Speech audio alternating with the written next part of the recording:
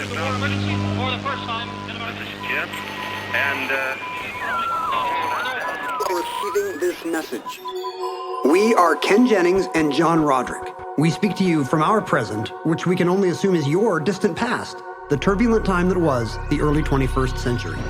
Fearing the great cataclysm that will surely befall our civilization, we began this monumental reference of strange and obscure human knowledge. These recordings represent our attempt to compile and preserve wonders and esoterica that would otherwise be lost.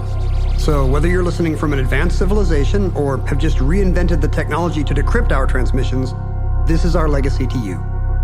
This is our time capsule. This is the Omnibus.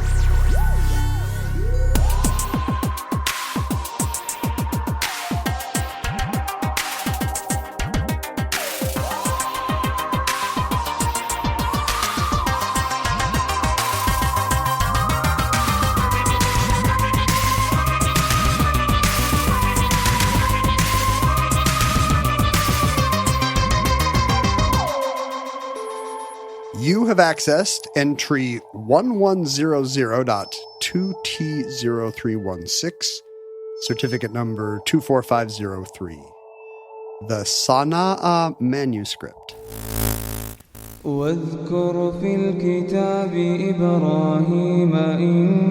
So, one might think that having done the Sarajevo Haggadah, that I was... Sarajevo Haggadah. What a wonderful phrase. Sarajevo Haggadah. Ain't no Cellar door. passing craze. Yeah, so equal time, right? Well, that's the thing. You might think that having done it, I didn't want to be, outdone, and now I was going to bring my own ancient manuscript. But in fact... Because you've discovered a lot. A lot of people don't know what happened to you in prison, John. Mm-hmm. You want to walk us through that? Mm-hmm. It was... I kind of went down a Turkish rabbit hole, literally. No, it wasn't a Turkish prison. You were just somewhere you were feeling bad about your misspent youth. A bald cellmate with a little kind of pillbox hat hands you a book, and your life has changed. Somebody started reciting the Quran to me in Arabic, and although I don't speak Arabic, I did find the rhythm of the night soothing, and that is how I began my journey. You're in Islam for the vibes. Well, interesting. So anyway, I just wanted to clarify. One might think I was doing this in response to your ancient manuscript show, but in fact, I completely forgot that you had done an ancient manuscript show and just woke up the other day and was like, that Sanaa manuscript, I'm not going to say Sanaa. I'm just going to say Sanaa. I mean, I probably said it wrong. It doesn't have a little Hawaiian glottal stop in it. All of Sanaa. All of the pronunciations on this show are going to be wrong. And I mean, that will help people. It'll help people narrow down what the right pronunciation is. Because if we say it a few ways, they'll know those are all wrong. Yeah, that's right. All of my English pronunciations are wrong. So why should my Arabic pronunciations be better? Well, because you're trying? No. It's because you're not dishonoring Allah when you say something wrong in English. There you go. When you say something wrong that's Quranic. Well, hopefully I won't be saying any Quranic things today. Because you haven't been smoking any of that sweet Quranic? I won't. That's not how we pronounce it. It's not three syllables? Quranic. That dank Quranic. No. The Arabic language is a big part of the story because, as you may know, the Quran is an Arabic document, an Arabic poem, an Arabic revelation. And isn't there like theological implications to that? Like, yes. I have an English version of the Quran in my house, but that's not the real Quran, right? That's like fanfic. Well, because if you're Muslim, you don't think it can be translated. Well, it can be translated. Okay. It's just not the authentic revelation outside of Arabic. It is in Arabic, and everything that isn't the Quran in Arabic is an interpretation of it. If I translate the Quran in some other language, I basically made a study aid. Yeah, that's exactly what it is. But it's not the way we would say, I got the Bible over here in French, Korean, and Tagalog. That's the thing. We talk about the Bible as a document that, the King James Version is the one that was most prominently used in Western Christianity until the Extreme Teen Bible came out in 1997. That changed my life. And now that's the definitive document. But, the original Bible was written, or the New Testament was written in Greek. the Old Testament was written in Hebrew, but when the Old Testament was originally translated into Latin, it was translated first from Greek. So the Hebrew Bible had been translated into Greek to make it more current and cool. It's the extreme teen Bible of its time. It was. And so, that whole, the Bible was translated into Latin first by St. Jerome, and that was almost in 400 AD. The Vulgate. The Vulgate. Before that, the Bible in Greek, the Hebrew Bible translated into Greek was called the Septuagint. Right. And so even the Latin Bible was a combination of various texts. In fact, the Greek that the New Testament was written in was not even classical Greek. It was vernacular Greek. And the sort of original Greek scholars were like, what is this trash? It's like Koine Greek or something Yeah, like it's that. just like street Greek. It's the extreme teen Bible again. Again! At every point in history. And so what we think of, and the people in the United States or fundamentalist Christians everywhere who point to the Bible and call it the unerring word of God, or God's, a document that shall not be trifled with. They're talking about a book that's been... It's been nothing but trifled with. The original Hebrew didn't even have vowels. So there were a lot of interpretations just of the text as it was written. You could, based on a pronunciation that wasn't made clear in the book, the word could have two different meanings. Let's bring that back. The Wheel of Fortune Bible. It's all consonants. In the beginning, good created. I love that you just right out of nowhere just started reciting a Bible with no vowels. I think well it would. Done. How far could you go, do you think? The heaven and the earth. I mean, earth is pronounced the same with or without vowels. We need more words like that in the Wheel of Fortune Bible. The Quran, by comparison, is in Arabic, and it is an Arabic revelation, and only can be fully appreciated and understood as spoken in the Arabic language. Does this mean a lot of Muslims worldwide will try to pick up some Arabic to get a better glimpse into the Quran? Absolutely. So, Indonesia is the most populous Muslim nation, and Indonesia actually has a small population of people descended from Arabs who arrived there as traders, kind of in the initial era of, I guess probably pre-Islam. There were Arab traders in Indonesia. So now they just came for the puppet theater. They're like, we're going to cross the Indian Ocean. There better be something good over there. Puppet theater, and there was. And then that cool, Spinal Tap, and that right cool after. gamelan music. Yeah, exactly. That's Spinal Tap. So this actually comes up in Indonesia a lot because everyone learns the Quran as they learn it as a spoken document in Arabic, and like with gloss. Like, do they know what they're saying? Well, the argument for translations of the Quran are just what you would expect, just like the medieval argument for translations of the Bible from Latin into vernacular language, English, French, etc., which was heretical until the era right around the Reformation. People were burned at the stake for translating the Bible into French. I think we should continue that. Burning people at the stake is really underrated. Well, I'm not into burning them. I just think nobody should be translating the Bible into French. What kind of weirdo today would be translating the Bible into French? Like, that person is not a productive member of society. Let's burn them at the stake. Yeah. Hey, you're not Saint Jerome. That work's been done. But plus, Joan of Arc is the greatest French heroine, and she burned at the stake. So what's so bad about it? They would probably they would love it. They'll be like, I'm going to be on a postage stamp someday. If you were going to be killed in France for heresy, would you rather be burned at the stake for religious heresy or guillotined for political heresy? Is there like culinary heresy? What would that be? Like you put the wrong kind of sauce on a piece of fish, and they're like, "Zutalor, send him away." Is that what you expect to be most guilty of? Culinary that's heresy? a more likely. It's just. I'll be in America at some restaurant, and I'll be like, they'll serve me mayo with my fries, and I'll be like, "Hey, can I have some ketchup over here?" And they'll be like, "No, no, no, no, no, no, no, no, no."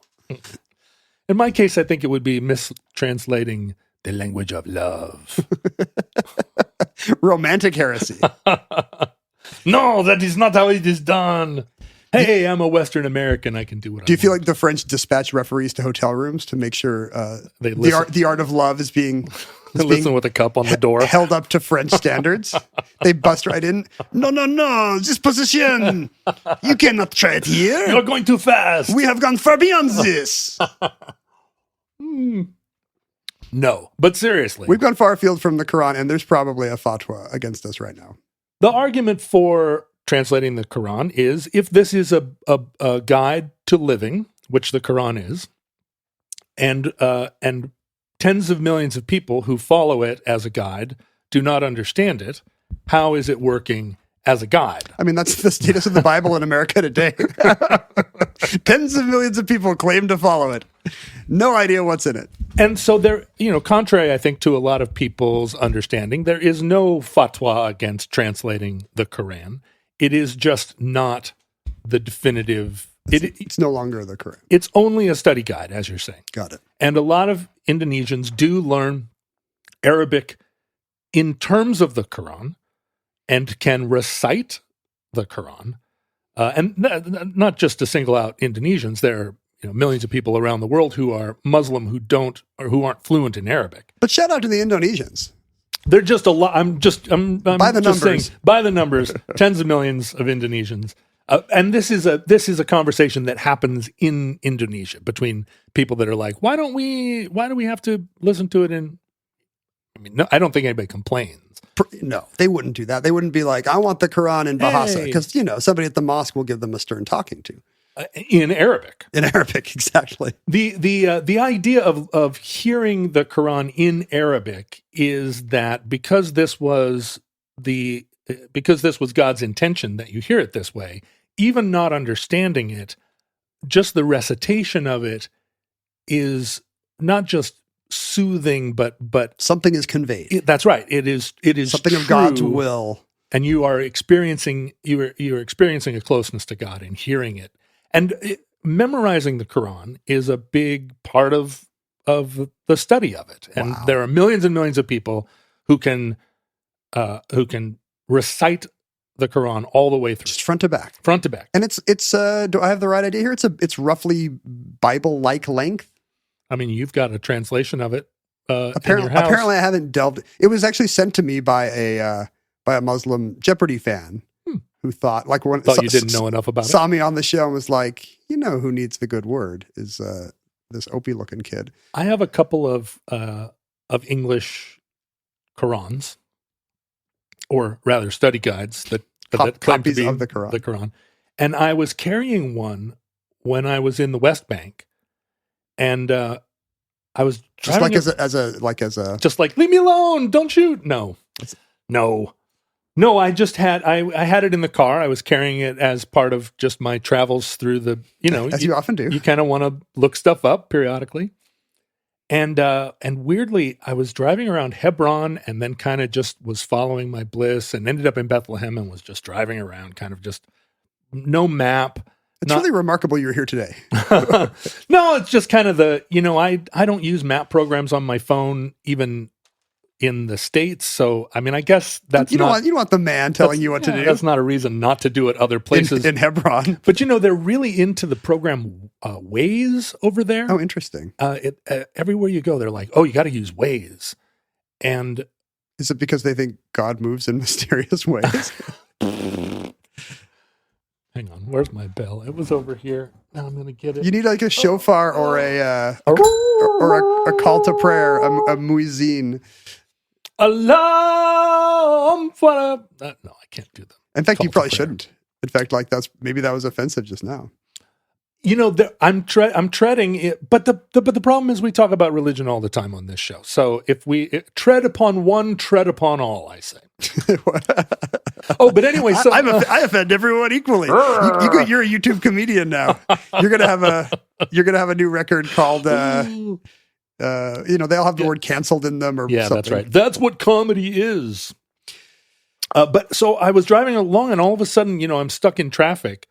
And, anybody who's been to Hebron is going to go, what? Are you kidding? Stuck in traffic. And so I'm inching along in traffic, and then I look up, and I have completely by accident come to a border crossing through the wall into which way? I'm headed out of the West Bank and into the Israeli side. Mm-hmm. And I had not intended to go across, but there was no way for me to turn around. And so I'm sitting in traffic. And this guy comes over and knocks on the window. And he's selling little cups of very bad coffee in plastic cups. And I was like, I don't have any money. I'm just over here driving around. And there's nothing I can. Did the conversation work? He had a little English? Or? Oh, and when we had a little French between us. And, nice. And he was like, well, come on, buy something. Like I got mouths to feed. And I was like, I don't have any money. What can I do? I'm not going to give you my glasses. And he was like, all right, well, here, have a cup of coffee on me. And I was like, wow, thank you. And he was like, welcome to Palestine or whatever. Hospitality. And I said, you know what? I'm going to give you my English Quran. And he was kind of astonished by it. That you had it? A, you have one, and right. B, this, and he looked at it like, this is in English? It's Quran, but it's in English? And I was like, it is. And we didn't have enough time because then I was going across the border to a place that he was not allowed to go. But I did have that cultural exchange where I was handing him the definitive study guide in English. And who knows where that is now? It's the ultimate omnibus moment. You briefly had an exchange with a Muslim man and tried to explain Islam to him. I bet after I left, I thought, I bet 100% that he sold that to a German within 2 hours. The German's like, I got this rare Palestinian copy of an English Quran. Exactly. Who It's knows? all coffee stains. Who knows how it got there? So the fact that the Quran is in Arabic and that is the definitive Quran really plays into this whole story, especially the idea that there is a definitive Quran. Mm-hmm. The Quran was given to Muhammad as a series of inspirations, right? The angel Gabriel appeared to him in a cave. Jabril, we call him. Who calls him that? That was his street name at the time in Saudi Arabia. Hey. Yeah, he's Gabriel when he shows up in Bethlehem or Nazareth or whatever. He's Jabril. He's Jabril here in the cave. That's kind of his cave name. Gabriel's his government name. You know what? Gabriel is my father's name. Call me Gabriel. A lot of scholarship kind of differs because there's some question about what some of these words actually mean, even in the time, because Arabic script, even then, also kind of lacked. Both vowels, but especially diacritical marks that would allow you to know how exactly to pronounce some of these words that without diacriticals, the consonants have different, you could pronounce them different ways. Are they like proper names, or is it like we can't even tell which of these two Arabic words is meant here? Yeah, there's the question of which Arabic word this spelling could represent, and often in context it kind of could be either. It changes the meaning of, and I'm not talking specifically about the Quran, but all just writing in that period, writing in general. But there are a lot of sources that say Muhammad was not literate. He did not write it down. It was given to him as an inspiration, and he came out and recited it. And so a scribe would have written it. Well, in those very early days, a scribe would not have written it. His immediate followers, his first little cadre of bros. Abu Bakr was his father-in-law and was one of his, I guess his first companion. I mean, that's nice that your father-in-law is your first convert. I mean, it Right? really says something for their family and also for the value of the message. Because father-in-laws are going to be very skeptical of their son-in-law coming to them with like, Hey, guess what? Guess I got this new investment idea for you. Starting up a new venture. It's called Islam. And part of what's amazing about the story of the Quran is that it was a spoken testimony, a spoken, recited, sung kind of epic poem. And I keep saying poem, and I don't know within Islam whether they would describe it as a poem, but I think that way about all spoken tradition. Like it has literary devices for sure. Yeah. That the text of it has remained so consistent from its very earliest iteration strikes me as incredible to go into a cave and have, whether Gabriel is speaking through you or not, to come out and be able to recite these chapters or surah of the book, kind of verbatim multiple times at length, enough for your followers to then memorize those surah.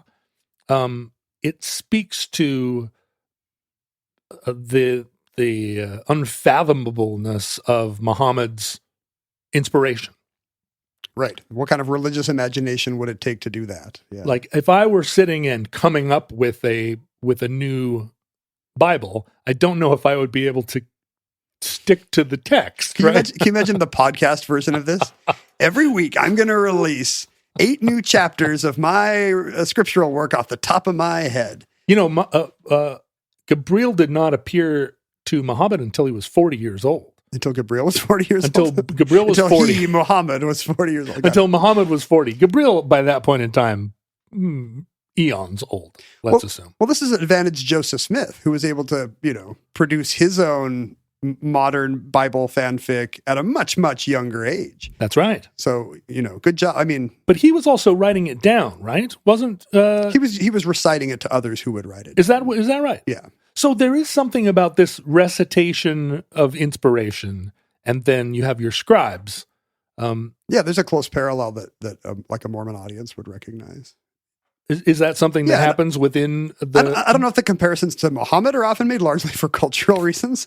Like not everything about Muhammad might be a big hit in the Mountain West politically. Mm-hmm. But the idea that this untutored person might just start reciting new scripture, absolutely. Yeah, it speaks to its veracity. Yeah, and it's used, and that's how it's used. It's like, how could this unschooled person just, barely literate produce this kind of thinking?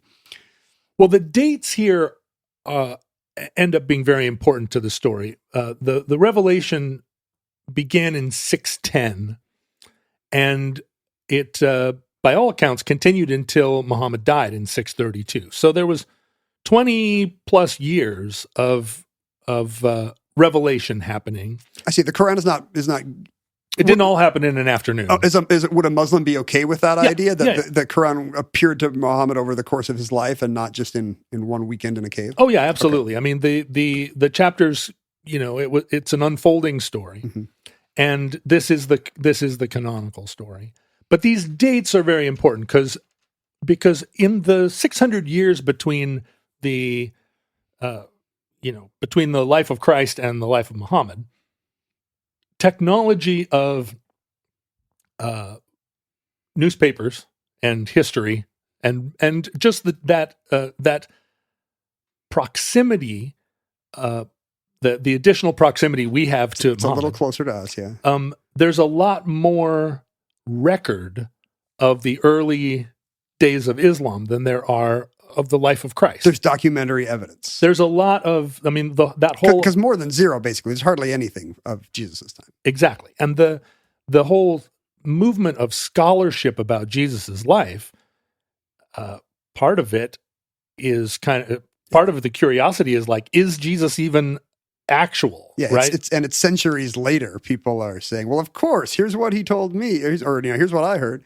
I mean, having gone to Jerusalem and gone through the archaeological dig there in the city of David, the number of actual sort of inscriptions or written documents that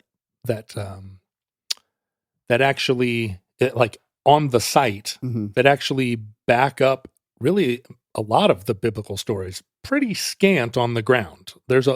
You're reading a lot into it from other source documents that were written in other places, like, oh, there was this style of architecture we found in Damascus in the same hole that we also found this coin that references David. And since that style of architecture is also present here, literally at the foot of his castle, or what would you say, castle? Temple. Sure.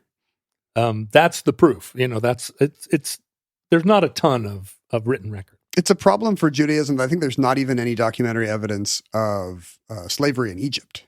Like, this is a pretty foundational tradition to the Jewish people that cannot be found elsewhere in the historical record. Yeah, this happens a lot, and within Islam, part of why there's more documentation is that Islam emanated out from Arabia in the form of conquering other countries and Islamifying them really quickly after the death of Muhammad, right? Within 100 years, Islam had spread widely, long enough that... It's a meme. I mean, so quickly, rather, that there were, during the actual writing and codification of the Quran, it was possible to go and consult with people who had known Muhammad. And the group of men who had followed him and had initially learned the Quran by heart from him still lived at the time that they were compiling the definitive text. Whereas at the time Rome is Christianized, it's hundreds of years later. And the Council of Nicaea, as we've covered, right? They're trying to compile a book out of, by that point in time, 100 different traditions and churches. And even basic theologies are going questioned because there's schisms between different warring schools of thought, but not so much of this Kremlinology necessary for Islam, because you can go right back to somebody who, here's what Muhammad told me. Yeah, one of Muhammad's earliest followers was a shepherd boy by the name of Abd Allah ibn Mas'ud.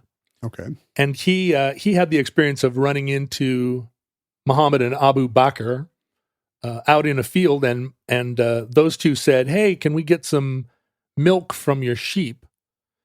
And Abd Allah said, "Well, I can't steal milk from my employer."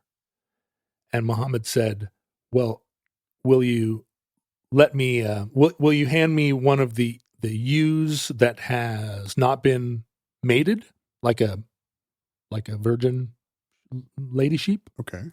And then he stroked her udder, and milk poured forth. Miraculously. Because she shouldn't have had milk. And that was the thing that made Abd Allah go, I'm joining you. Tell me more about this magic story. I mean, religious conversion seems easier back then, quite honestly. I've been a Mormon missionary, and... did you ever do this with the sheep? I don't think the udder trick would have worked. Oh, I see what you're saying. It's harder in now. Spain in the early 90s. Well, now there's video games and stuff. I know. It's harder to impress people. Coca-Cola and MTV.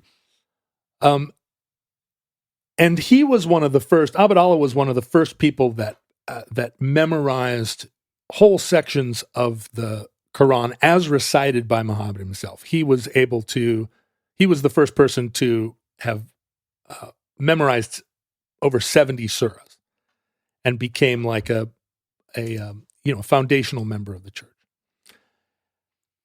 Another issue in that early spread of Islam was that there were a lot of different dialects in Arabic.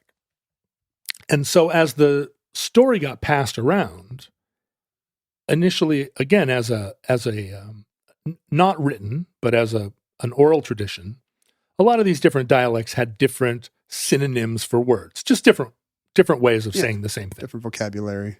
And so in those early years, all of that was acceptable within that initial community. Yeah, of course, you're going to say it this way. You have a different word for virgin sheep than we do. So there was not in the community in Muhammad's time an extremely rigid sense of like, it's only said this way, it's only this. They didn't have that emphasis on literality that a modern Muslim might have.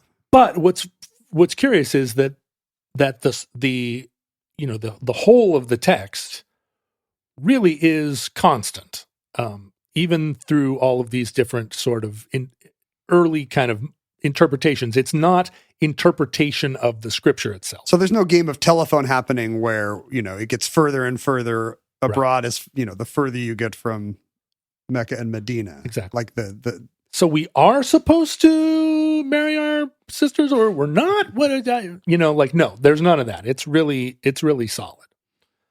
But we're getting into now what we would call in the Western way, this kind of search for the historical Muhammad, search for the historical Islam. Yeah.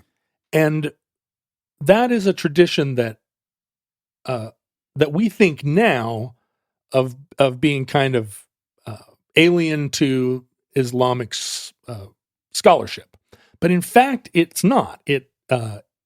In the 19th century, a lot of the exchange between the Arab world and the European world, we think of as being kind of a unidirectional colonialist, like overwhelming.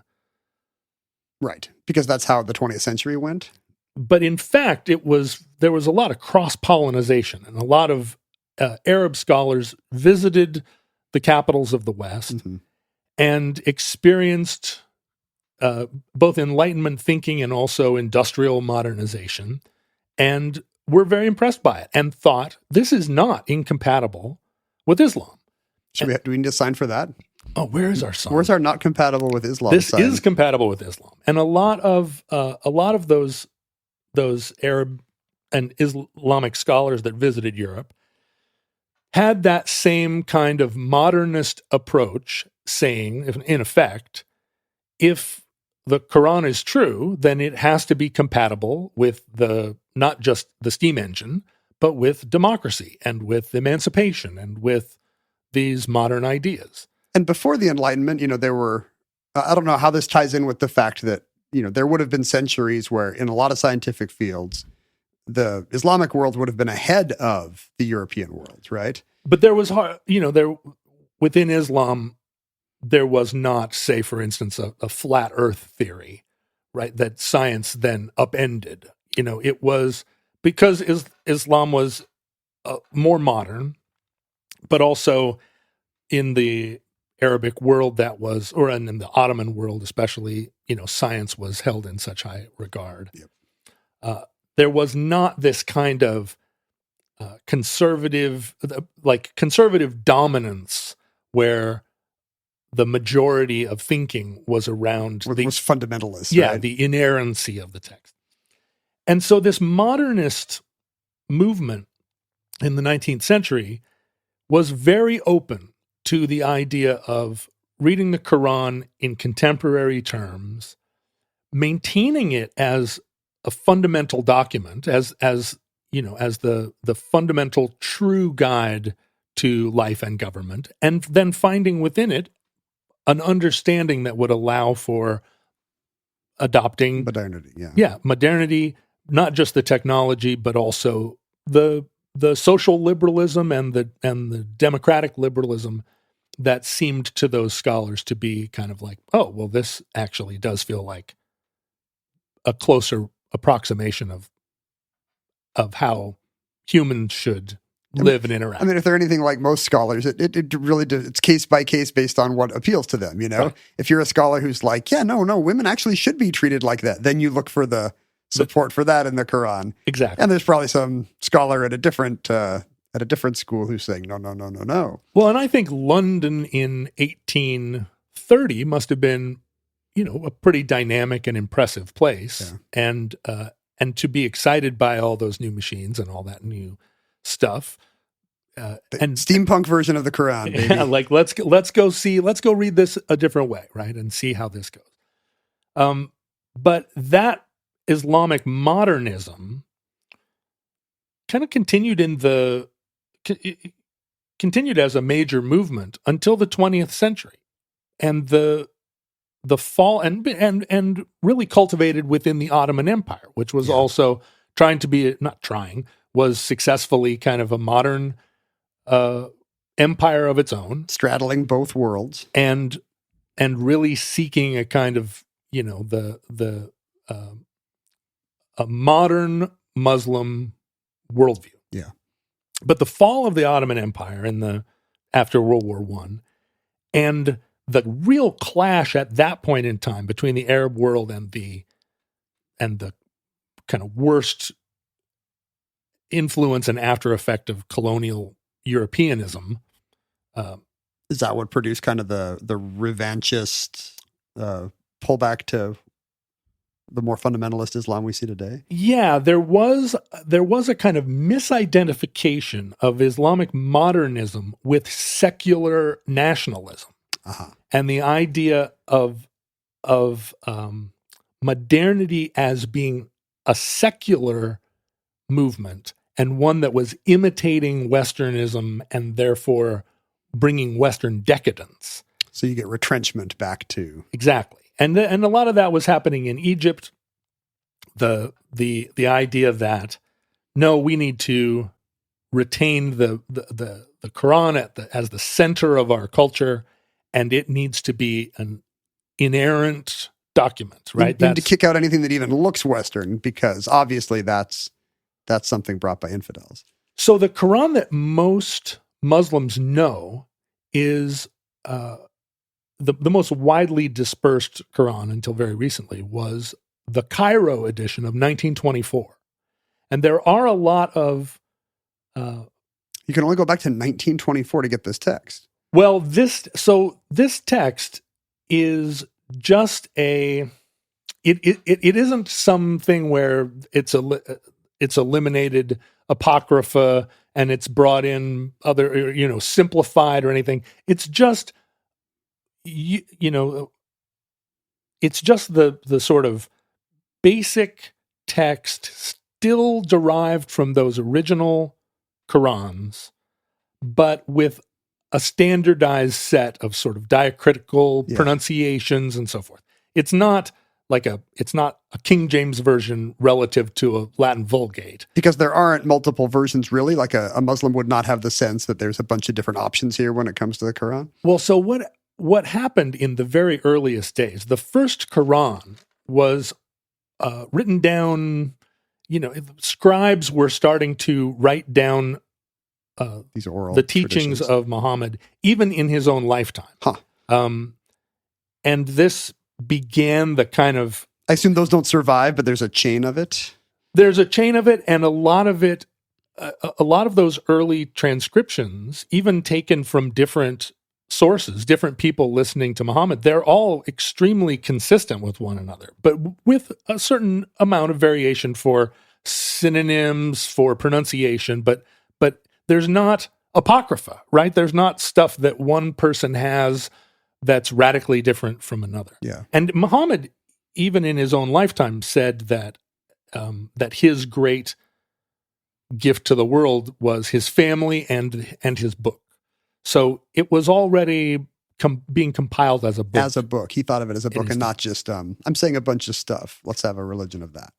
But the standard codex of the Quran was sort of written down and codified by Uthman ibn Affan, or as he's known sort of in the Turkish world, Osman. And he was Muhammad's second cousin and son-in-law. He's a contemporary of Muhammad. Mm-hmm. And he was the third caliph. And he said, we need to get all of these different versions together and put it all together in one book. And unlike the Council of Nicaea, this was within a couple of decades of the death of Muhammad. And they all knew him. And so he was only collecting versions of it from first sources, people that had written down from listening to Muhammad himself. Brought it all together, all remarkably consistent, and just compiled it and squared it away, right? Here's how it's going to be spelled.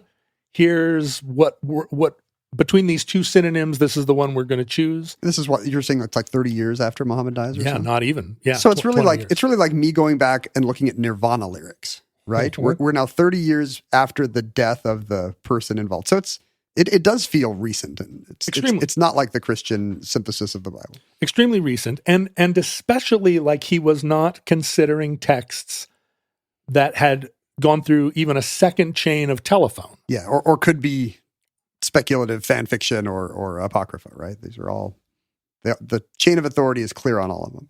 Well, and what Uthman did to really drop the ball on this was, having standardized the Quran by 1652, he ordered all other versions of it burned. That'll do it. Exactly. And so throughout the...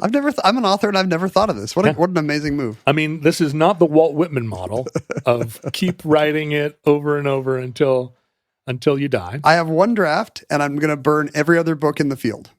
So at that moment, there was this Uthmanic Codex, the definitive and unerring book.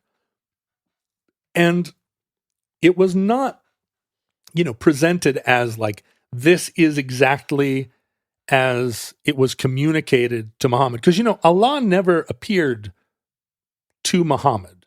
It was always Gabriel, and the inspiration would hit Muhammad, and he always claimed that it hit him like a ton of bricks. Like it was really uncomfortable every time. I don't know what Joseph Smith says about it, but apparently revelation is a drag in terms of like the ouch of it. Yeah, just the psychic market leaves. Yeah. Oof. Yeah, I think many people who with religious experience have said that, including Joseph Smith. Yeah, well, and me too. I mean, I feel it every time I get a profound revelation. I assume that's why a lot of people avoid religion. It's a lot easier not to have contact with the divine. And it's why we often take people who have had great religious experiences and burn them at the stake or throw them in a hole because they don't seem well.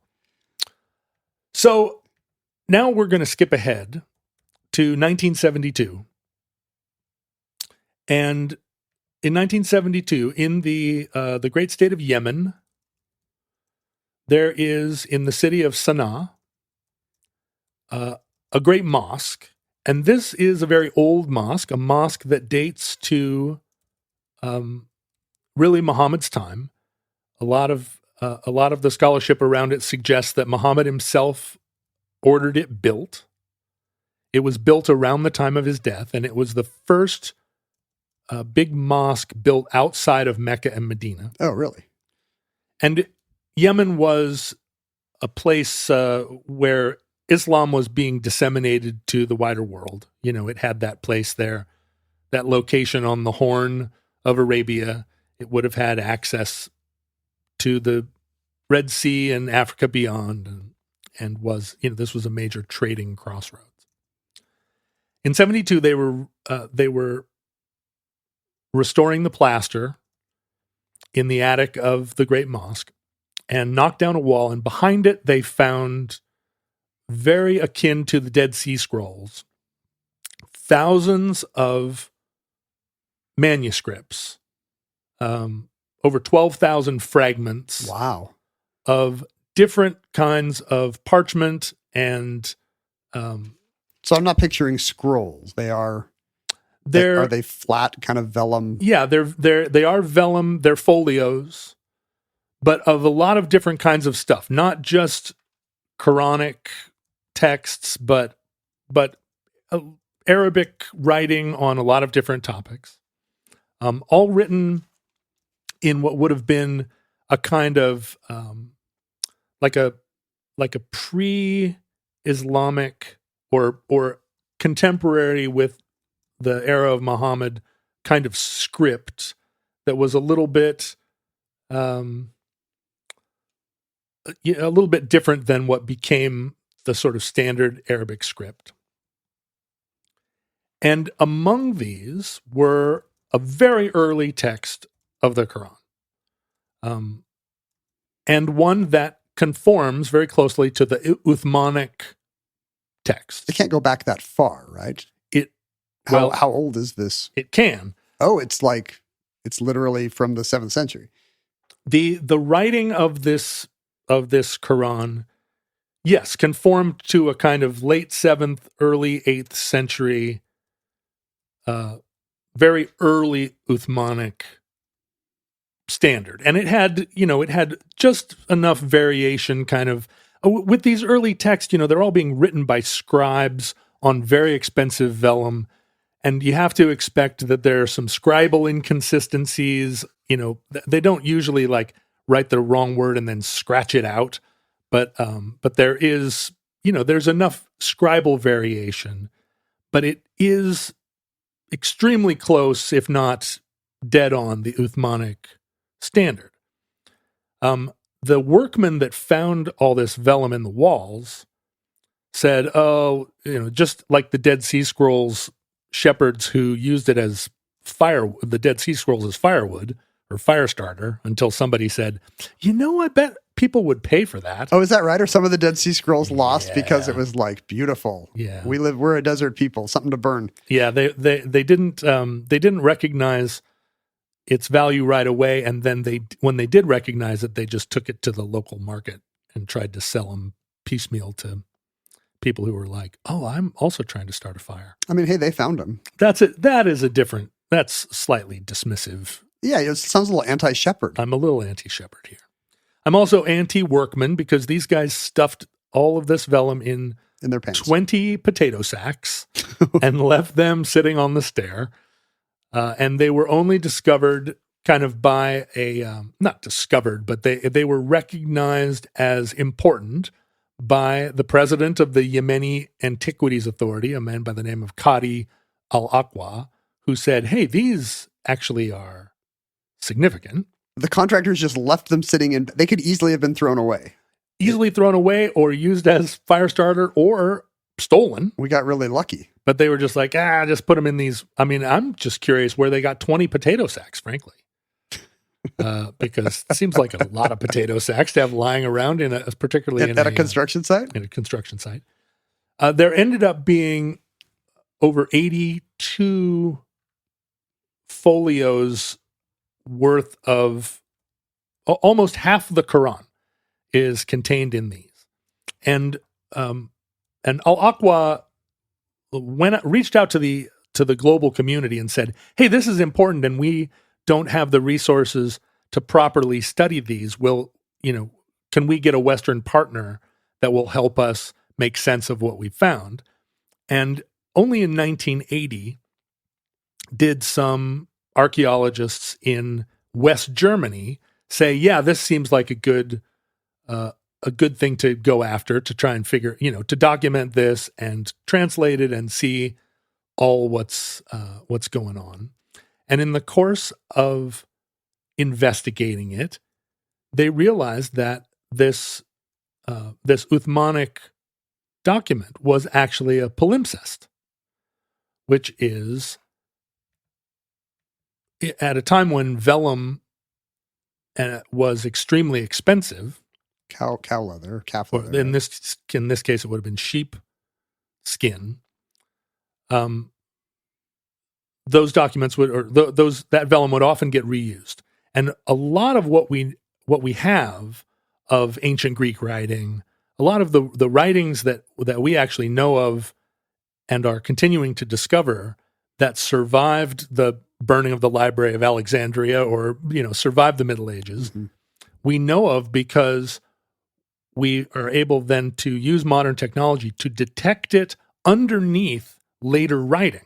So it got erased somehow? What is the tech to erase writing off of vellum? Vellum is actually pretty stable, and they actually scrape it.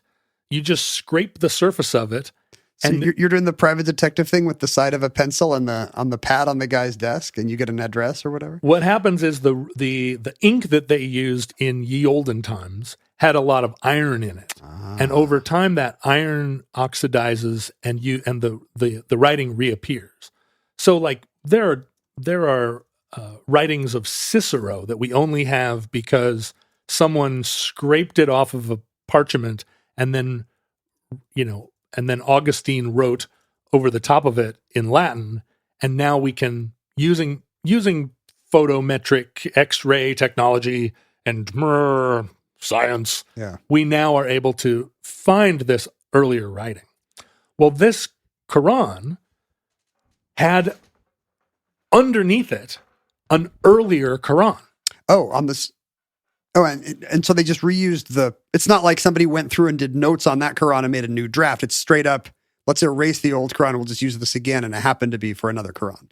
Somebody did go through it and leave notes on it. And then they scraped it off and wrote the Uthmanic Quran over the top. I always say palimpsest, and you said palimpsest, but guess what? Both in the dictionary. There you go. Palimpsest and palimpsest. Teach the controversy. I'm a palimpsest guy. John, Mr. Palimpsest, we call him. I'm sure there are lots of people that when I said palimpsest were tearing their hair out, all of the Velemic scholars that listen to our show, and then you come in and save my bacon.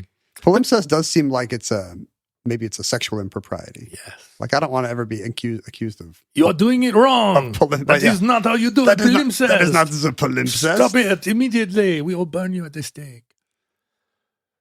Well, so the revelation that there was this earlier Quran underneath the definitive Quran. Oh yeah, is this theologically problematic? Well, so these documents were taken to the National Museum by Al-Aqwa. And in the National Museum of Yemen, he noticed that every time he went to see the stack of documents, that there were fewer of them. And they were being kind of pilfered by like local officials.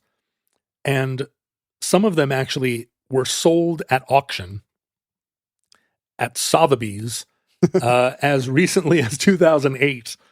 So the folio is kind of split up and kind of floating around.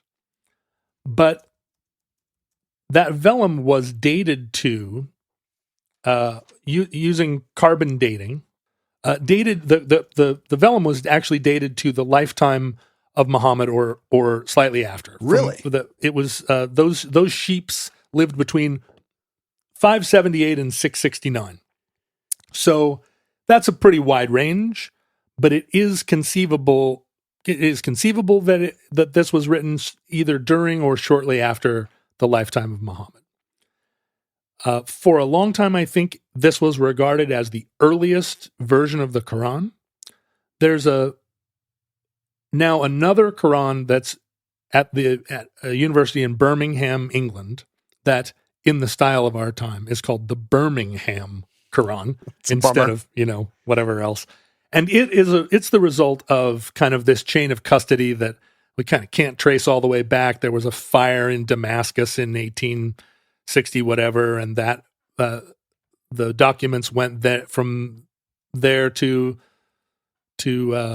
Constantinople and then onward to Birmingham, and only discovered by a scholar recently. And the radiocarbon dating of that text, which is Uthmanic.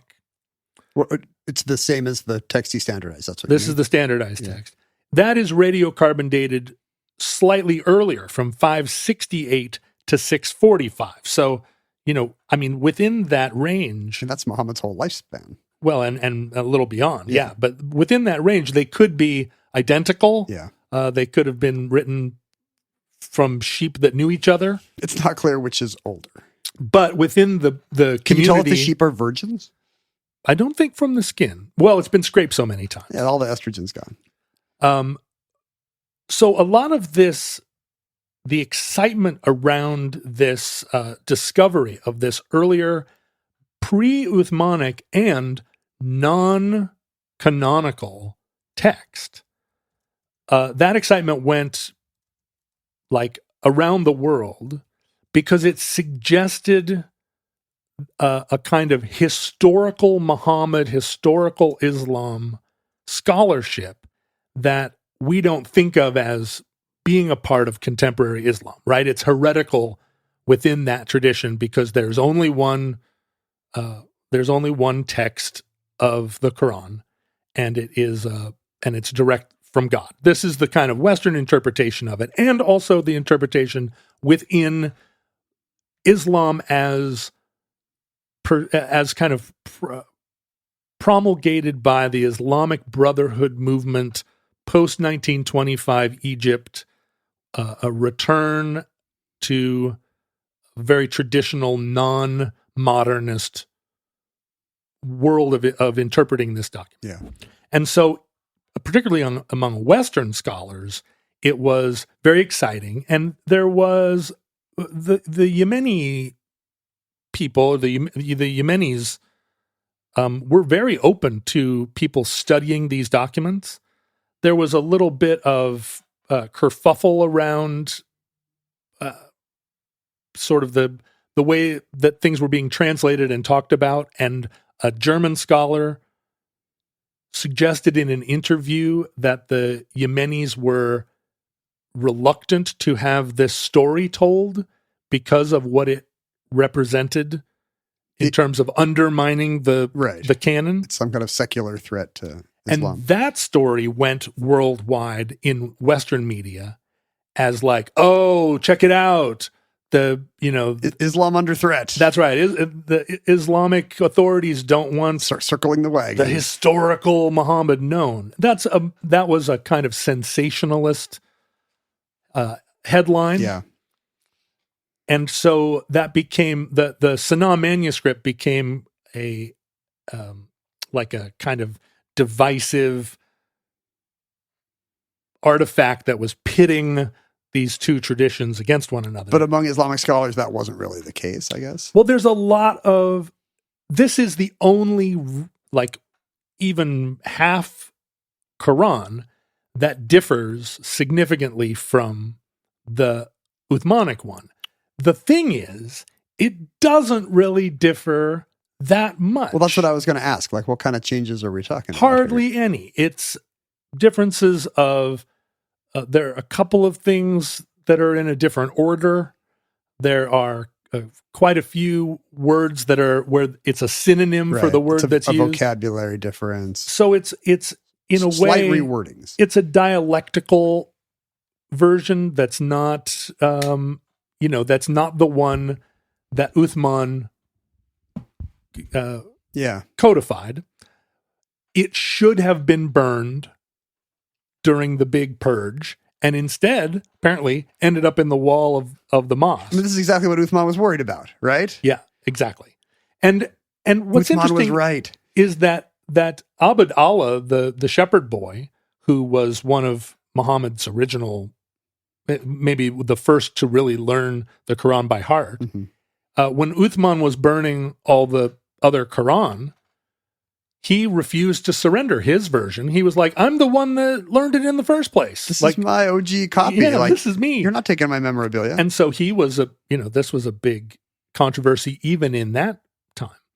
But what's astonishing is that the story of the Sanaa manuscript went out throughout Western media with this kind of sensationalism around it. Like, here's a Quran that throws the whole story into question. I mean, even with Christianity, people love those National Geographic covers about, could this be Noah's Ark? The historical Mary, like they know this stuff sells in the heartland.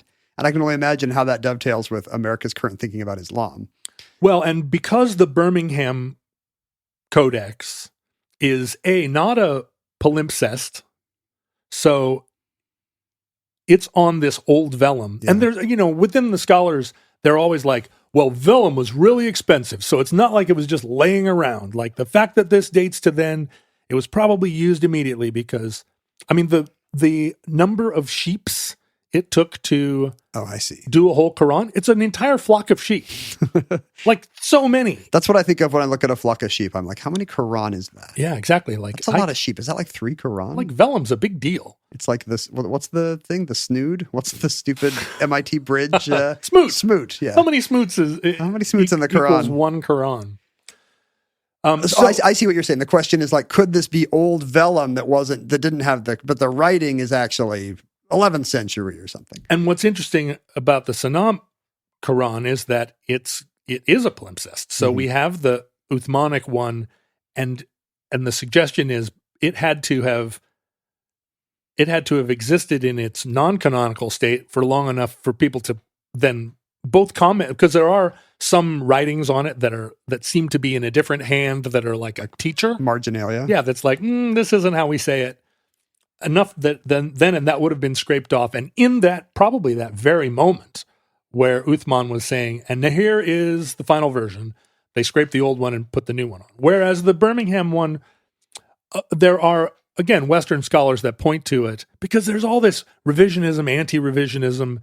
People love to yell at each other in this community. And frankly, if you read the all the writing on it, it's so dry, it's so boring because it's only really being studied by people that are interested in cataloging vellum. Like there's so little readable writing on it, and so much writing that is it's almost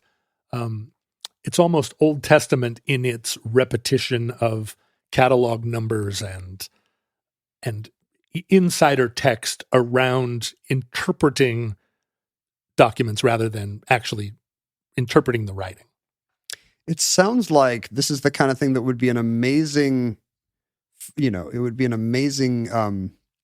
would shore up a lot of traditions this old, were a document this close to literal and so close to the source to actually appear. But because of the peculiarities of different modern traditions in Islam, it seems like, a near verbatim 7th century account of your religion is actually, maybe trouble, right? This is only controversial to someone who basically has been told, beholden to every comma. Yeah, that the Uthmanic version is direct from Muhammad. God's will, yeah. But the story, it was translated through a admittedly small cast of people who had memorized it, and then very early codified. The Sanaa manuscript actually is an incredible support of that story. I was just thinking if, in a Christian tradition, if some version of the Bible showed up that close to the life of the principles involved and that close to our current text, it would be mind-blowing. Yeah. And honestly, the debate now it survives only among basically Germans and Scots who are arguing about this kind of revisionism amongst themselves, and it's no longer kind of the tip of the spear. But what's interesting to me is that the story that we have in the West that we forget all the time is that modernism and historical interpretation is not alien to Islamic intellectualism, and even a country as conservative as Yemen is not hostile to this story. It's really the people that are hostile to it are the ones that are reading the 1924 Cairo edition and thinking, that this is the extreme teen Bible and it's the unerring word of God. And non-believers, infidels who are reading headlines in Der Spiegel and are like, oh, ho, ho, what new dust up today? It's like, it's new atheists. Again, it all comes back to it's, you know what? And my next show is going to be on the new atheists. We can blame them for everything. And that concludes the Sanaa manuscript, entry 1100.2T0316, certificate number 24503, in the omnibus. The palimpsest or palimpsest of our day is social media, because you can delete posts and tweets and then put them back without the typo. there's version. Facebook has version marking, right? Yeah, Facebook's a palimpsest. Yeah, right. So- Keeps getting scraped. I think maybe Reddit, you can't see the changes when somebody edits their post. But we were products of our time, and you can see our social media palimpsest at Omnibus Project, at Ken Jennings, at John Roderick. We received physical items in the mail. Send John, you lost your Quran. Send John a replacement Quran to, Yeah. because he's very curious, ever since that year in prison. I've probably thumbed through it, not as much as I've thumbed through the Old Testament, but as much as I've thumbed through the New Testament. My sense is that it has less narrative, just to a casual reader. You can open the Bible and be like, okay, where's the bit about Noah? Where's the bit about the prodigal son? Whereas in the Quran, maybe there's less of that. There's less of a foothold to a new reader. Yeah, which makes it No characters. even more fun to just dive right in the middle. You're not like, oh, I missed all the lead up to this. I don't know you skipped season 2 of Succession. And you have no regrets. I did. I don't look back. What happened? The kids were all douchey and dad was a jerk? I'm sure there was a lot of intrigue. The kids probably formed various allegiances and then betrayed them. Yeah, right. I mean, I started again because my daughter's mother/partner was like, "We have to. Everybody's talking about this. We need to watch it." And I was like, "All right, let's start in season 3." I noticed. Sorry, go ahead. I know. I don't feel like I've missed a thing. It's a funny thing about prestige TV, which is supposed to be this amazing literary form, but they're really beholden to all the problems of serialization. We're gonna do. I remember my wife and I joking on Mad Men that it became 3 or 4 times the show would just reboot. Okay, we're going to form a new agency. Yeah. And it started to happen 3 or 4 times. Okay, let's form a new agency. And you started to realize, I could have skipped. This season both starts and ends with them forming a new agency. I probably could have skipped all this. Yeah, but the problem is that, then you have the lost problem, which is that in the end, there is no conclude. It's like, and it was all a dream, the end. And you're like, well, I guess I wasn't watching this to get to the end because the end was garbage. So I was just watching this to pass the time. It turns out like a 40-hour piece of entertainment you can't think of as a cohesive whole the way you would a movie or even a novel. Yeah. It really is just about the journey and what you were thinking at every step along the way. Yeah. Not once you can look back and see it as a whole. I mean, basically it is an alternative to playing Scrabble or Boggle. Like, what are we going to do tonight? Let's play Scrabble. Do you see the Quran as an alternative to playing Boggle?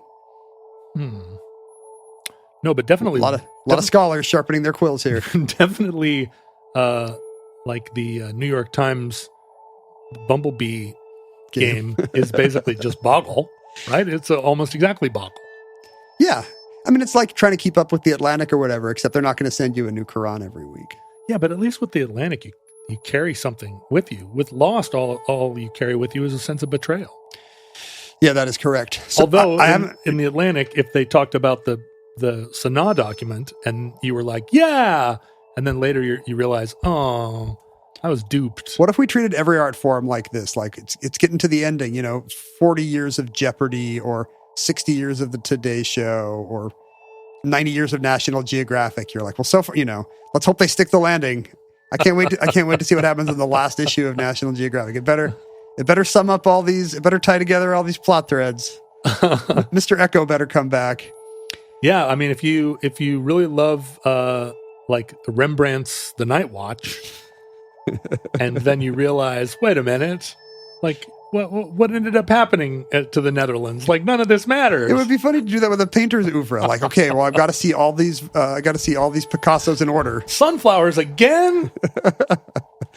What was I even saying? Oh, yeah. Send John a Quran to Omnibus Project, P.O. Box 55744, Shoreline, Washington 98155. Have you deleted many tweets? No, I always delete tweets with a typo. Oh, yeah. Right. I never would. But the problem is everyone sees the wrong one and then, 30 seconds later, then they see the right one and then you're playing spot the difference like you're looking at a Denny's placemat. I really cared about my tweets for a long time, so I never had any with typos. They were all exactly 140 characters. They were really perfect. They were really perfect. But, I had to delete a bunch of them, and now I feel like and then my Twitter got canceled, so it's like a palimpsest on top of a palimpsest. Nobody can write on it now, right? Right, it's done. When they shut down your Twitter, are your old tweets still there? Not readable? I don't know. Huh. I don't know. Future archaeologists will have to. Yeah, the Library of Congress is going to have to determine that. No, they got a librarian in charge of throwing away all my the garbage tweets. the printouts of people's tweets the second Elon closes their account. Email us at theomnibusproject@gmail.com. Find your fellow futurelings on Facebook or Reddit and have a sense of community. Complain about the religious heresies in this or other entries. And the best way to support the Omnibus would be to go to patreon.com/omnibusproject and become a supporter. The Patreon is maybe now in its third year, and a lot of the people who actually knew Muhammad, maybe their fervor has dimmed somewhat. No. Many still donate, but by the numbers, and I've looked at the numbers, not all do. Right. And what we need is an influx of new blood, some new fundamentalists to rise up against this tide of casual freeloading secularism of people that don't get all the cool omnibus perks. But also all those original OG people need to get right with God.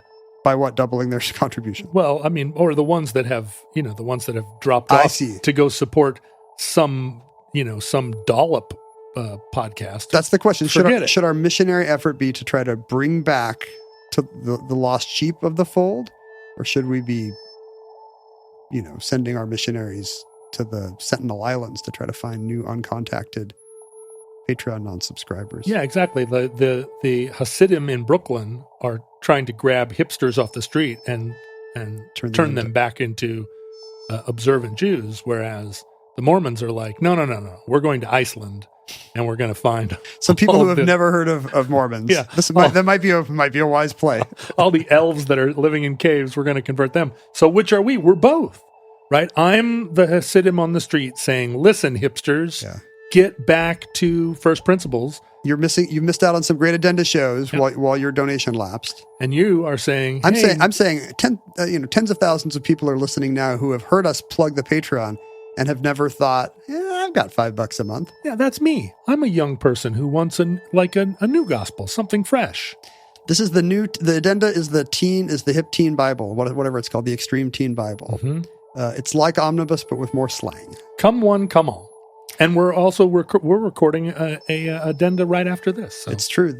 Let's see, this will come out in July, but we're about to record the June addenda. Yeah, so think about that for a second. Weird time paradox is about to happen in this room. Futurelings, from our vantage point in your distant past, we have no idea how long our civilization survived. We hope and pray that the catastrophe we fear may never come. But if the worst comes soon, this recording, like all our recordings, may have been our final word. But if Providence allows, we wish you many goods and cheese, and hope to be back with you soon for another entry in the Omnibus.